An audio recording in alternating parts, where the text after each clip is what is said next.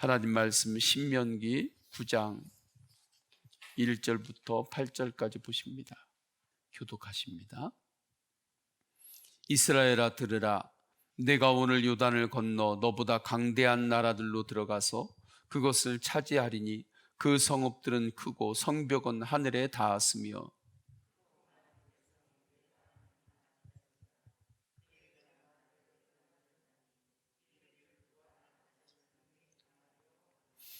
오늘 너는 알라. 내 하나님 여호와께서 맹렬한 불과 같이 내 앞에 나아가신즉 여호와께서 그들을 멸하사 내 앞에 엎드러지게 하시리니 여호와께서 내게 말씀하신 것 같이 너는 그들을 쫓아내며 속히 멸할 것이라.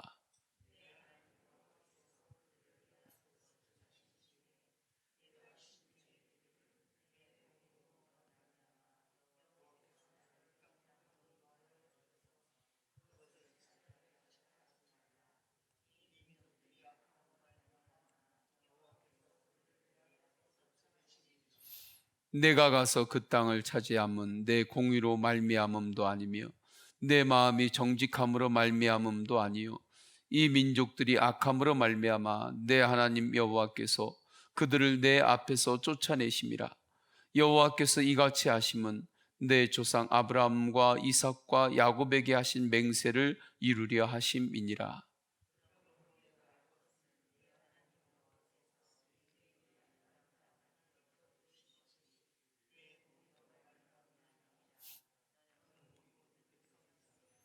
너는 광야에서 내 하나님 여호와를 경노하게 하던 일을 잊지 말고 기억하라.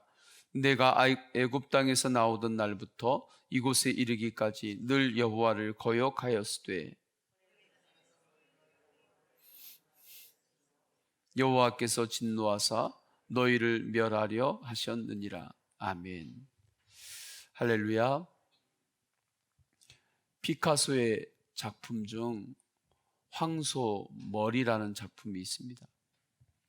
이 작품은 자전거에 버려진 핸들하고 사람이 앉는 그 안장으로 만들어진 작품입니다. 딱 그렇게 두 가지로만 만들었어요. 그래서 황소 머리의 형태를 가지고 있습니다. 쓸모없는 자전거의 그 부분으로 만든 그 작품이 300억 원대에 판매가 되었습니다. 어떻게 버려진 자전거의 핸들하고 그 앉는 안장으로 만든 그 작품이 300억 원의 가치가 되었을까? 피카소라고 하는 위대한 예술가의 손이 닿았기 때문에 그렇습니다. 이유는 하나죠. 여러 가지 부족한 인생 같아도 전능하신 하나님의 손에 붙들린 인생이 한 사람의 천재적인 예술가의 손을 닿아서도 이렇게 물건이 이렇게 바뀌는데 전능하신 하나님의 손이 닿은 인생은 어떻게 바뀌겠습니까? 정말 하나님 안에서 복된 인생으로 틀림없이 바뀌게 되는 것입니다. 하나님 손에 붙들리면 역전의 인생이 됩니다. 이처럼 이스라엘 백성들이 가나안 땅에 들어갈 수 있었던 것, 하나님 손에 붙잡혔기 때문입니다. 하나님 손에 인도함을 받았기 때문에 애굽의 종노릇 하다가 출애굽을 하게 되었어요. 광야의 그 어려움들을 다 극복하고 약속의 땅에 들어가게 되었습니다. 이 모든 것의 원동력은 전적인 하나님의 은혜이었습니다. 오직 하나님의 공로였던 것입니다. 그래서 하나님은 이스라엘 백성들에게 이렇게 말씀해요. 네 공로의식을 갖지 말아라. 나의 공로를 주장하면서 살지 말아라. 하나님 앞에서 나의 공로를 주장하지 말라는 거예요. 4절에 내 하나님 여호와께서 그들을 내 앞에서 쫓아내신 후에 내가 심중에 이르기를 내 공의로움으로 말미암아 여호와께서 나를 이 땅으로 인도하여 들여서 그것을 차지하게 하셨다 하지 말라. 이 민족들이 악함으로 말미암아 여호와께서 그들을 내 앞에서 쫓아내심이니라 말씀합니다. 이것이 신앙의 역설입니다. 믿음의 역설이에요.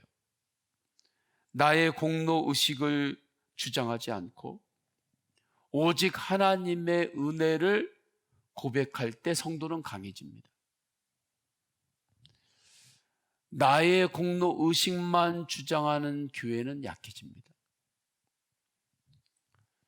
서로 나의 공로만 주장하고 나의 공로 의식으로 살아가는 그러한 속회는 점점 약해집니다. 나의 공로 의식을 앞세우는 선교회는 점점 약해집니다.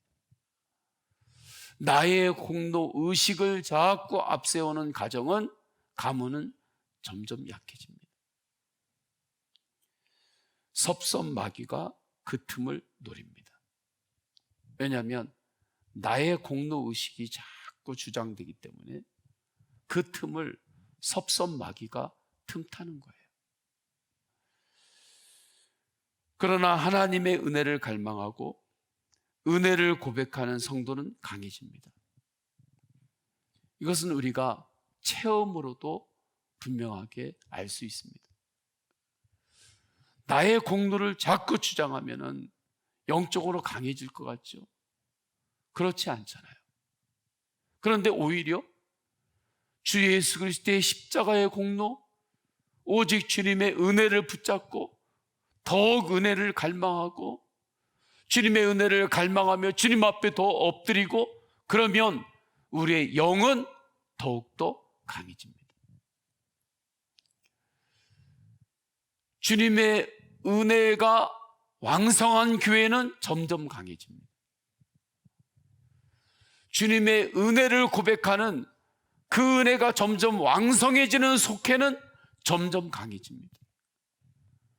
주님의 은혜가 왕성해지는 선교회는 점점 강해집니다. 주님의 은혜가 점점 왕성해지는 가정은 점점 강해집니다. 다윗도 하나님의 은혜를 의지했기 때문에 하나님께서 그를 강하게 하셔서 골리앗을 이겼습니다. 다윗이 골리앗을 이겼다 하니까 굉장히 편안하게 이긴 것 같죠? 그렇지 않습니다. 전쟁이에요, 이건. 다윗이 골리앗 앞에 서는 것은 자기 목숨을 걸고 서는 전쟁인 것입니다. 그렇게 하나의 그냥 감동적인 스토리 정도가 아니에요. 내가 죽느냐 사느냐예요. 내 가정이 죽느냐 사느냐예요. 이 나라가 죽느냐 사느냐예요. 그 가운데 설 때에 하나님의 은혜를 의지하며 나아갔어요. 그래서 승리한 것입니다. 하나님의 은혜를 의지하는 성도는 어떤 어려움도 극복할 수 있습니다. 성도에게는 예수 그리스도의 부활 승리의 DNA가 있기 때문입니다. 내가 강해서 승리하는 거 아니에요. 내가 강해서 극복하는 게 아니에요. 성도는 어떠한 상황도 극복할 수 있는 영적 DNA가 내 안에 있어요. 부활 복음의 DNA입니다. 교회 안에는 이 DNA가 있어요. 교회 안에는 예수 그리스도의 부활 복음의 DNA, 어떠한 상황도 극복해낼 수 있는 그 DNA가 교회에는 있어요. 그렇기 때문에 어려울수록 더욱 교회로 모여야 합니다. 그게 사는 길이에요. 어려울수록 예수님의 부활 복음을 의지하면 되는 거예요. 하나님의 은혜가 함께할 때 어떤 능력이 나타나는지 그 예가 오늘 본문에서 정확하게 나오고 있잖아요. 이스라엘 백성들이 가나안 땅에 들어가서 거인 족속 아낙 자손들과 싸워서 승리했습니다. 아낙 자손들은 광야를 통과한 이스라엘 백성들보다 더욱 강한 족속이었습니다. 강한 나라였어요. 이스라엘 백성들이 광야를 통과했기 때문에 가나안 땅에 있는 아낙 족속과 싸울 전쟁의 자원이 충분했겠습니까?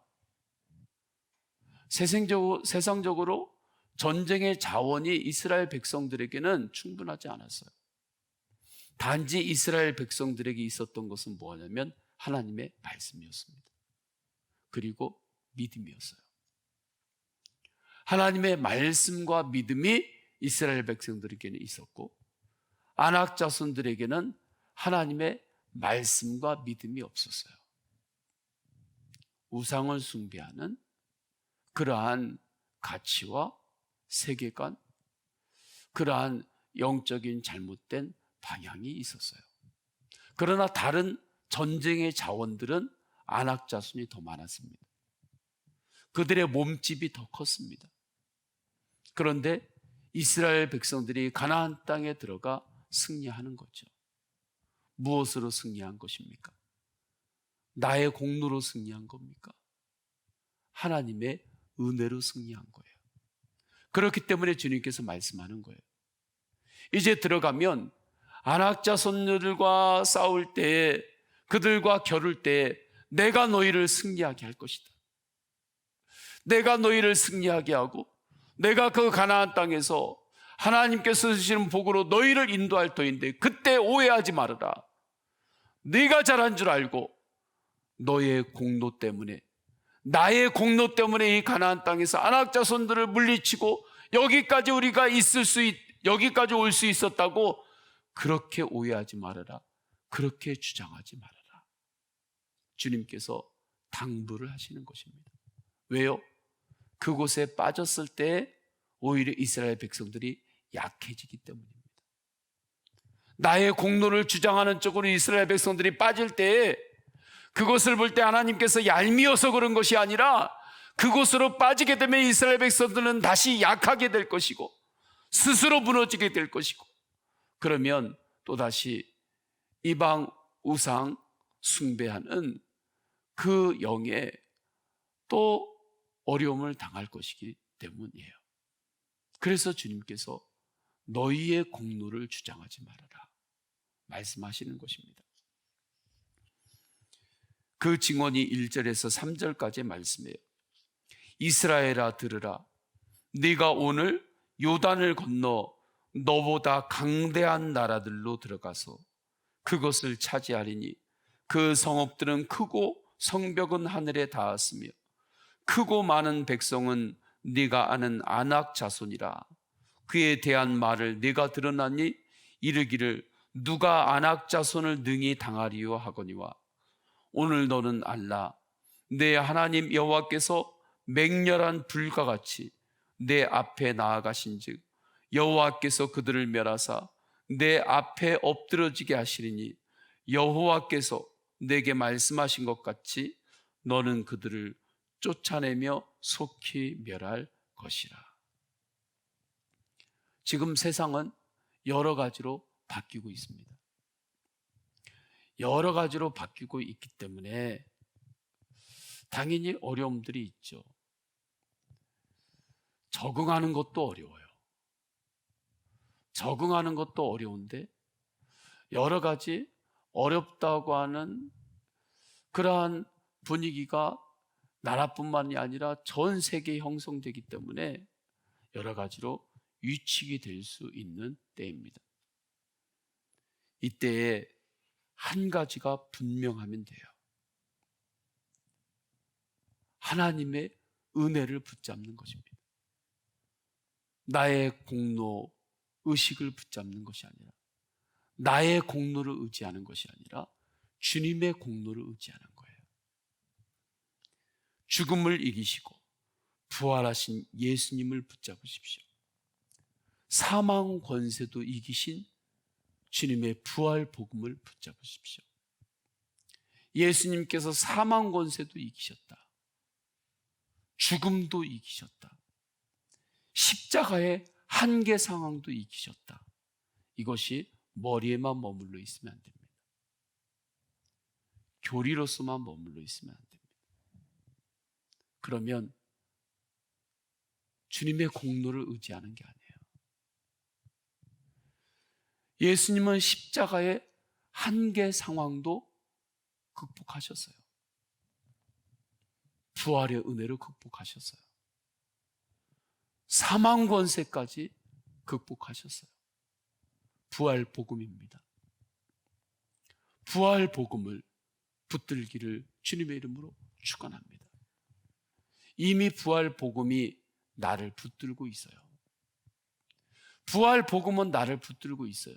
이제는 내가 나를 붙들고 있는 부활 복음을 내가 바라보고 그것을 붙들기만 하면 돼요. 복음이 없는 사람은 내가 그것을 붙들고 싶어도 손이 닿지 않아요.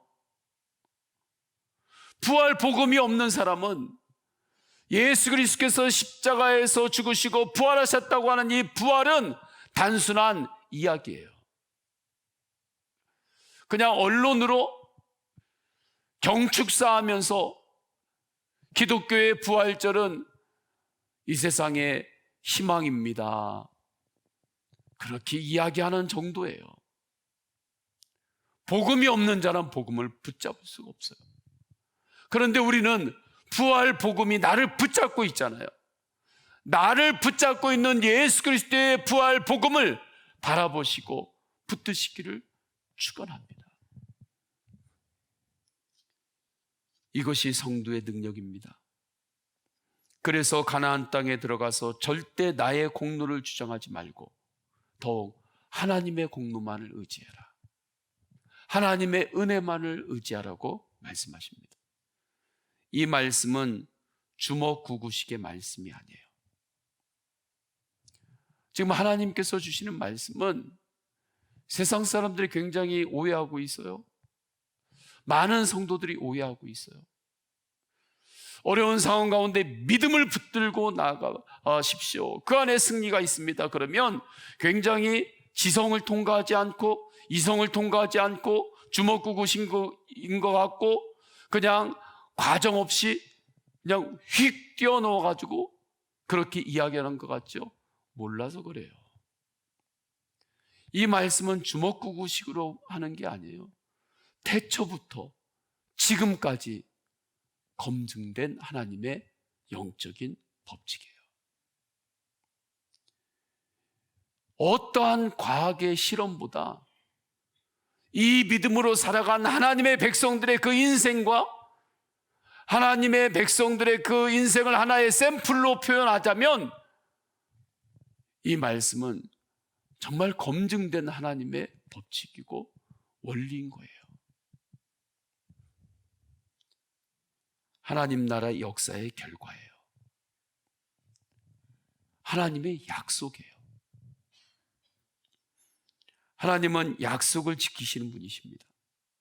5절 후반부를 보면 여호와께서 이같이 하심은 내 조상 아브라함과 이삭과 야곱에게 하신 맹세를 이루려 하심이라. 이스라엘 백성들이 출애굽하고 광야를 통과할 수 있었고 가나안 땅에 들어갈 수 있었던 것은 이미 하나님께서 아브라함에게 본토 친척 아비집을 떠나 하나님의 말씀만 믿고 나아갈 때에 내가 너에게 약속된 땅을 주리라 하셨던 그 약속 때문에 이스라엘 백성들이 이곳에 온 거예요. 하나님께서 그 약속하셨던 것을 잊지 않고 하나님의 때에 이루신 것입니다. 하나님은 약속을 이루신 분이세요.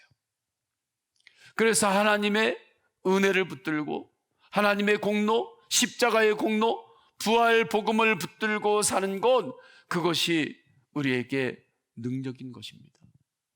확증된 능력이에요. 검증된 능력이에요. 하나님의 놀라운 언약의 말씀이기 때문입니다. 약속의 복음이기 때문에 그래요.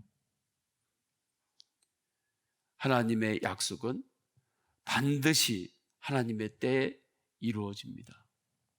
그러하니 나의 공로를 하나님 앞에서 주장하지 말고 하나님의 은혜를 더욱 갈망하시기를 축원합니다. 십자가의 공로를 더욱 붙잡고 오직 부활 복음 붙잡고 이미 내 안에서 승리하신 주님의 능력으로 오늘도 사시기를 축원합니다. 이 하나님의 은혜가 능력임을 우리가 알기 때문에 성도는 이 땅에서 은혜를 베풀며 살아야 돼요. 내가 은혜를 베풀며 사는 곳 안에 거기에 가장 강력한 능력이 나타납니다. 은혜가 정말 가장 큰 능력임을 깨닫잖아요. 할렐루야. 이 믿음이 분명하면 그러면 우리는 이 땅에 살아가면서 은혜를 베풀며 살게 돼요. 은혜를 드러내며 살게 돼요. 이게 정말 축복인 걸 알고 이게 정말 능력인 걸 알기 때문에 그렇습니다. 이게 손해가 아니고 이것이 정말 나를 향한 하나님의 놀라운 보상이 있는 길임을 아니까, 이 안에 하늘의 큰 상급이 있음을 아니까 은혜를 베풀며 사는 거예요. 이게 하나님 나라 운동이에요. 할렐루야. 이것이 예수 통의 운동이에요. 이제는 이 하나님 나라 운동을 이 땅에서 우리 교회와 성도들이 일으켜야 할 때입니다. 성령께서는 이미 그것을 이루셨어요. 그리고 우리 교회를 통해서 그 일을 하시기를 원하세요. 끊임없이 말씀하세요. 오늘 주신 말씀 안에 하나님의 놀라운 축복이 있고 능력의 원리가 있고 동시에 이 안에 나의 사명이 있는 거예요. 내가 무엇으로 살아야 하는지 삶의 길도 있는 거예요. 성도가 살아가는 방법까지 있는 거예요. 이 세상은 이러한 사람을 기다리고 있어요. 하나님만 기다리는 게 아니에요. 이 세상이 이러한 사람을 기다리고 있어요. 이러한 하나님 나라를 살아가는 사람들을 기다리고 있어요. 성경에서는 온 피조물이 기다리고 있다고 해요. 국가도 이러한 사람을 기다리고 있어요. 세상 모든 영역에서 이러한 사람을 기다리고 있어요. 그러한 사람을 세우고 도전하고 그렇게 살아갈 수 있는 말씀을 붙들게 하고, 그러한 곳이 교회예요. 그래서 교회에 모여야 되는 거예요. 모여서 주님의 말씀을 붙들고 세상을 향해서 이 확진 가운데 또 나가는 거죠. 그러면 세상에 우리가 겨루어야 될 여러 어려움들이 많잖아요. 그러나 세상이 가나안 땅으로 바뀝니다. 할렐루야. 여러분이 만나게 되는 그 세상이 가나안 땅으로 바뀌어요. 가나안 땅에도 안악자손들이 있었단 말이에요. 세상에 안악자손들이 있어요. 그러나 이 믿음을 붙잡고 나아갈 때 내가 살고 있는 세상이 어려운 땅이라고만 생각하는 것이 아니라 오히려 그 땅이 축복의 땅으로 바뀌어요. 우리 다 함께 기도하겠습니다. 다 함께 기도하실 때 오늘 주신 말씀을 믿고 기도합니다. 믿음으로 기도합니다. 하나님의 말씀을 믿고 믿음으로 사는 것은 주먹구구식의 그러한 삶이 아니에요. 진짜 하나님 말씀 안에서 태초로 믿음의 역사 가운데 언약하신 말씀이고 부활의 증거가 있는 말씀이고 수많은 믿음의 백성들을 통해서 검증이 된 말씀이에요. 나의 공로를 주장하는 것이 아니라 주님, 제가 오직 십자가의 공로만을 의지합니다. 부활 복음을 더욱더 붙잡습니다. 그리고 이 복음으로 하나님 안에서 성도님들에게 주어지는 기도 제목을 하나님께 올려드리시기를 축원합니다. 우리 성도님들을 위하여 기도할 때 육신이 연약한 이들을 또한 중보하시고 배신자를 위하여 중보하시기를 바랍니다. 우리 성도님들의 개인의 기도 제목 또 드릴 때 다 함께 주여 세 번 간절히 부르짖고 동성으로 기도하십니다. 주여, 주여, 주여. 할렐루야. 하나님 아버지, 주님께서 인도하여 주셨습니다. 하나님 아버지, 주님의 말씀을 받습니다. 주님의 언약의 말씀을 받습니다. 나의 공로를 의지하지 말고 십자가의 공로, 부활 복음의 공로, 주님의 공로를 더욱 의지합니다. 성령님 역사해 주셨습니다. 그 은혜로 주님께서 말씀하셨사옵니다. 이 말씀을 믿고 믿음으로 살겠습니다. 하나님 아버지, 주님께서 함께하여 주시는